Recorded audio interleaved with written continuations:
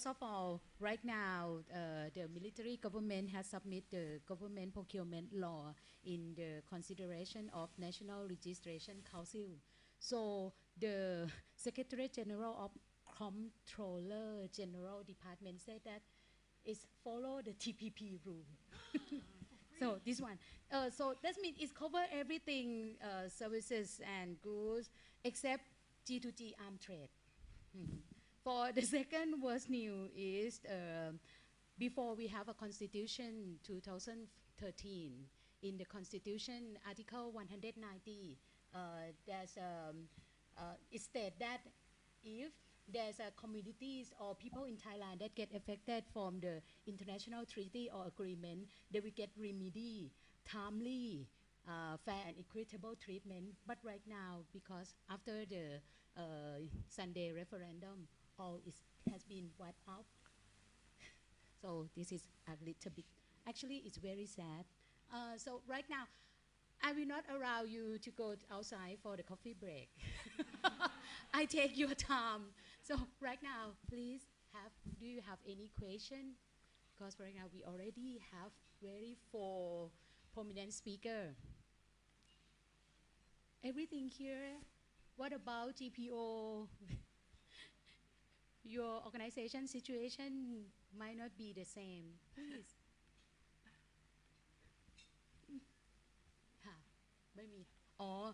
She said that she had already retired. So I would like to know, I will raise the question for you regarding the GPO. Maybe everyone can answer it. Is there any real safe harbor for GPO? Or actually GPO will not be able to do the obligation work as they do right now to gain access to the medicine, gain better access to medicine for people?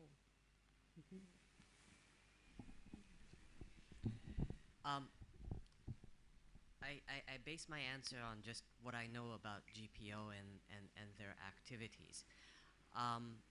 My view is that if you wanted to be safe, GPO would need to go under some restructuring in order to be able to fully assure itself that it would not be subject to the provisions on SOEs under the TPP. That's because, yes, it does serve a very important public health purpose and does carry out a public health mandate. We're all very well aware of that. At the same time, it also carries out commercial operations as well under that same umbrella. And it's because, particularly of that mix, that it increases the risks that a number of its activities could fall under the rubric of the state-owned enterprise chapter, as well as various other chapters of the TPP.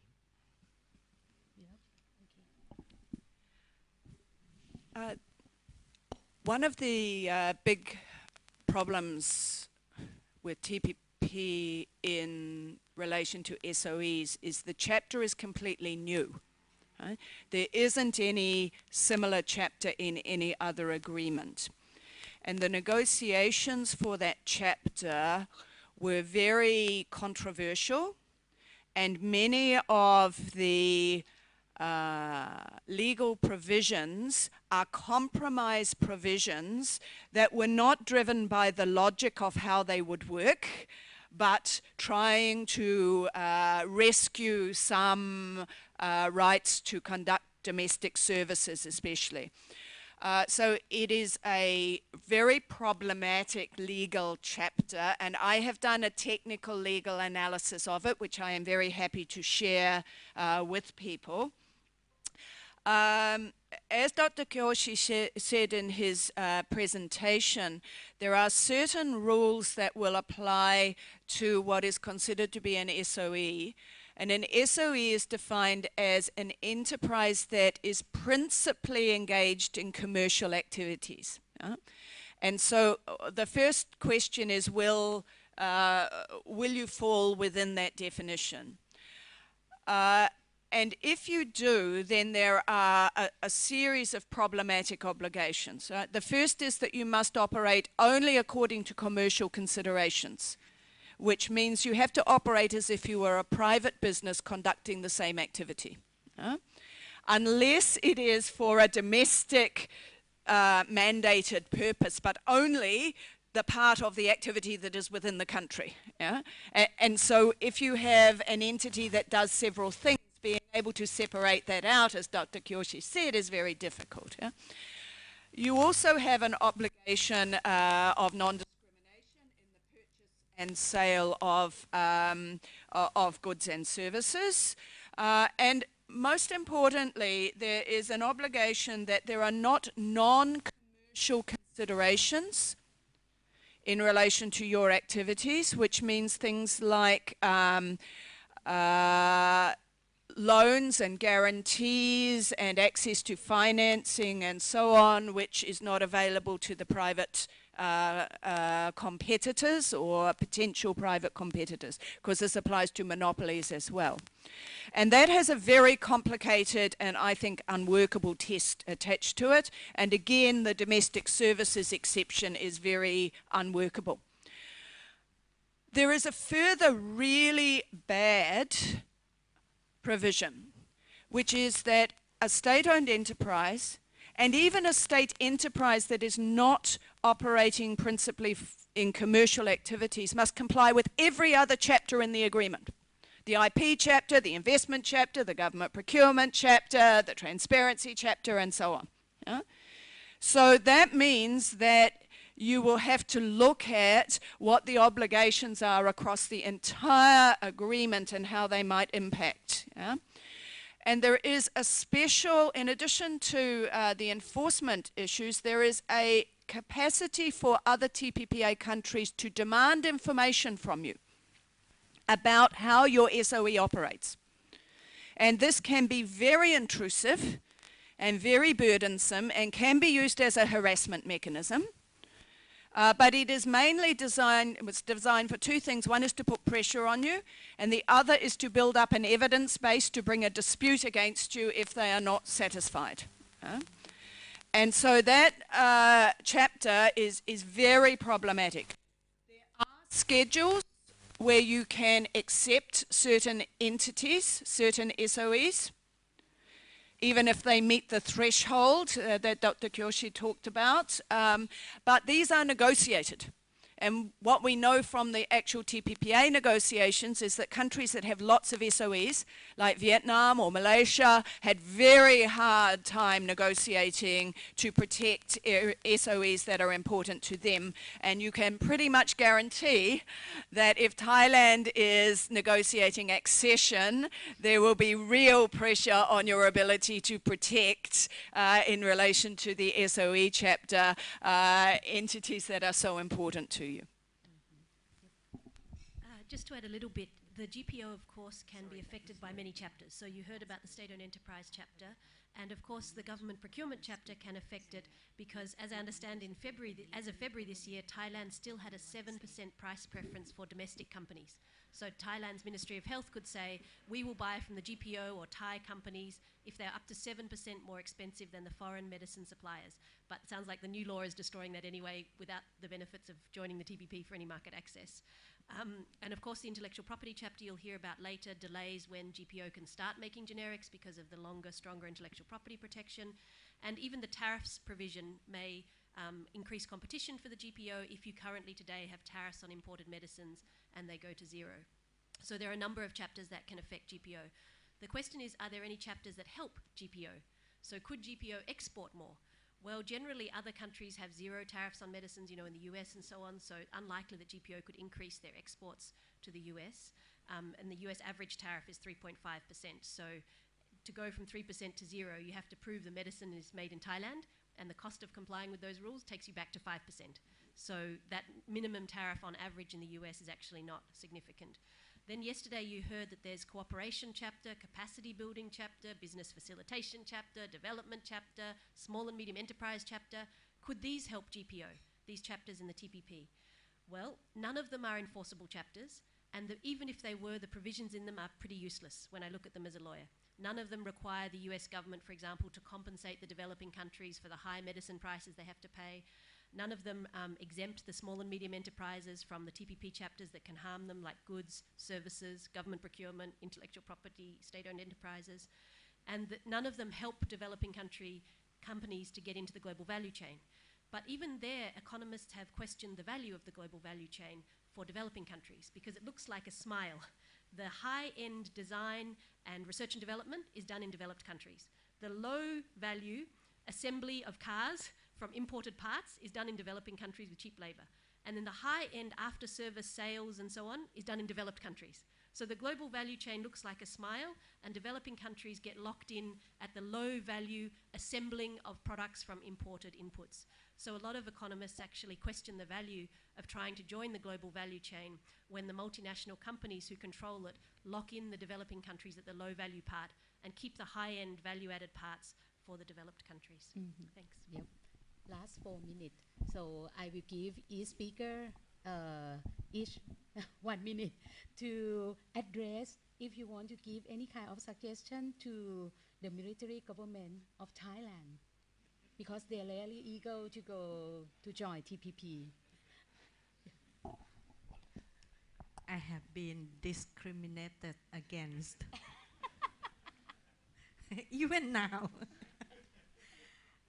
สำหรับประเด็นของ GPO นะคะอาจารย์อยากจะให้ความเห็นอย่างนี้นะคะคือก็เป็นโอกาสอันดีที่ GPO เนี่ยจะยกระดับเข้าสู่การ commercialize นะคะแต่สำหรับผู้บริโภคซึ่งเป็นคนชาติเนี่ยเนื่องจากว่าสินค้าที่ผลิตภัณฑ์ยาซึ่งผลิตภายในประเทศเนี่ยเพื่อที่จะ provide ให้กับคนไทยด้วยกันเองนะคะอยู่ในตลาดภายในสินค้าที่เราจะแข่งขันก็คือสินค้าที่ imported จากประเทศอื่นๆนะคะซึ่งต้นทุนการผลิตของเราเนี่ยก็จะถูกกว่าอยู่แล้วนะคะประกอบกับยาของ GPO เนี่ยจำนวนมากที่มาจากภูมิปัญญาท้องถิ่นบ้างหรือวัตถุดิบที่ได้จากในประเทศบ้างนะคะซึ่งในประเด็นนี้เนี่ยอาจารย์เชื่อว่าเราจะแข่งขันกับสินค้านำเข้าได้ในตลาดของเราเองนะแต่ในขณะเดียวกันเนี่ย GPO ก็ควรจะยกระดับนะให้มี competitiveness ในการที่จะแข่งขันกับในตลาดต่างประเทศหรือที่เป็น target country ของเราได้นะคะอันนี้คือความเห็นของอาจารย์นะคะแล้วก็ข่าวร้ายอีกประการหนึ่งต่อจากคุณกนิกานะคะก็คือมาตรา178นั้นเนี่ย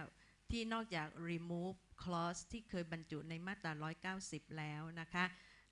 การเจรจาสนธิสัญญาระหว่างประเทศเนี่ยจะต้องสำเร็จเสร็จสิ้นและพิจารณาภายใน60วันและถ้าหากว่าพิจารณาไม่ทันก็ถือว่าประเทศไทยผูกพันทันที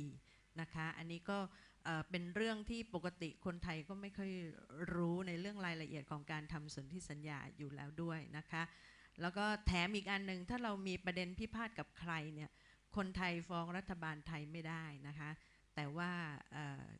ผู้ประกอบการชาติอื่นฟ้องรัฐบาลไทยได้ภายใต้ arbitration ด้วยนะคะเพราะฉะนั้นจริงๆแล้วอาจารย์เนี่ยอยากจะพูดทุกสิ่งทุกอย่างเลยนะคะกระทรวงสาธารณสุขต้องจัดคอร์สพิเศษขึ้นมาแล้วอาจารย์จะ elaborate ทุกมาตราทุกประเด็นแล้วก็ทุกสิ่งที่พาเนลนี้พูดนะคะเพราะว่าจริงๆอาจารย์ศึกษาเรื่องนี้มามากกว่า20ปีละนะคะอยากจะให้จัดจริงๆแล้วก็อยากให้ทำวิจัยอย่างเป็นทางการแล้วก็มีคอมเพนเดียมซึ่งอาจารย์เนี่ยแนะนำมาหลายครั้งแล้วนะคะว่ามันถึงเวลาที่ประเทศไทยต้องทำอย่างนั้นนะคะค่ะได้พูดประโยคหลังนี้อาจารย์ข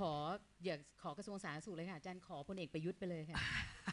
อาจารย์ก็ได้ใช้โควต้านั้นแล้ว ตอนนี้ได้ใช้โควต้าแล้วนะคะแต่ไม่ซ้ำกับอันที่จะให้พูดอีกทีนึงนะโอเคค่ะค่ะเชิญค่ะplease Dr. Professor Jane We would say in New Zealand that question is a poisoned chalice to drink from. And so I will not suggest to the Thai government what it should do, but I will say what I say everywhere about not just this agreement, but RCEP and TISA and all the other mega deals that claim to make rules for the 21st century. Who is claiming to make those rules on our behalf, and who will those rules benefit? And when the US describes the TPPA as the US making the rules for the next century, not China making the rules for the next century, the question is, where does that leave us in our own countries? Who is making the rules for us for the 21st century, and what right do we have to have a say in those rules? And Thailand is not alone in confronting that question now. I noticed that Professor Joseph Stiglitz had an item in the Bangkok Post yesterday morning raising exactly those issues in the US. The US is asking those questions. The Brexit vote in the UK is asking those questions. In the European Union, they are rejecting investor-state disputes. As we heard from the Ministry of Finance yesterday, Brazil, South Africa, India are withdrawing from the investment agreements. There is a real rethinking about who these rules are for, and what a different future in the 21st century that addresses inequalities, that addresses job security, financial stability, climate change, the issues that are important to ordinary people and communities, and how do we develop alternatives that might reflect those. And so that is the debate that we are trying to generate in our own countries, and I would hope that the government here would see that as part of the mix and not simply what the economic modelling says in contrast to what the health budget may require. Dr. Kiyoshi, yes, please. Thank you.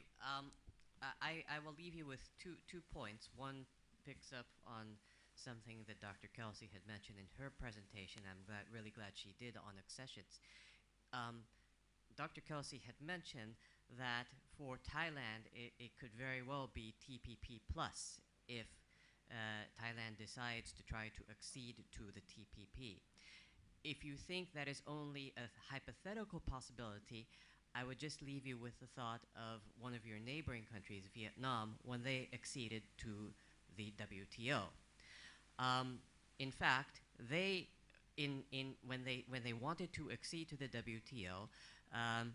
again, it works very similarly. You put the accession papers to a committee. The committee makes various demands on the country.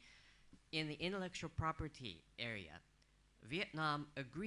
had to agree to clinical trial data exclusivity, which is not a minimum that is put in the TRIPS agreement. In fact, they do not have to grant exclusivity of clinical trial data under TRIPS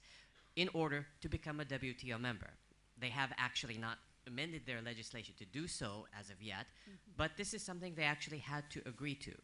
That might have made it a little bit more easier, if you would, for them to agree to that when the TPP negotiations came around, perhaps. But it's not unheard of, and it frequently happens. So that's something that I think one ought to keep in mind. Yep. The second point that I would leave you with is that the world has changed a little bit since the time that they actually started to negotiate the TPP. And again, Dr. Kelsey mentioned this as well. There is a very, very big rethink about, especially among the developing countries, but also in the developed countries as well, about whether these, acceding to these agreements makes sense. There is a very, very big debate in each of these countries about whether it actually makes sense to do that or not, weighing the possible benefits against the disadvantages. And even in the countries that actually signed the TPP, you also have very big disagreements domestically about whether one ought to really be signing off on and ratifying the TPP or not. Japan, for instance, is still, even though Prime Minister Abe is going to be putting the TPP up to the Diet and for consideration in this fall, the agricultural lobby, for instance, is very, very much opposed to the TPP and is pushing very, very hard against the ratification process. So even if 12 countries have signed onto the TPP, it is still very much a wait and see at this point in time. And I would just leave you with that. Okay, Sanya, please. So, of course, the Thai government will be the one who decides whether or not to join the TPP.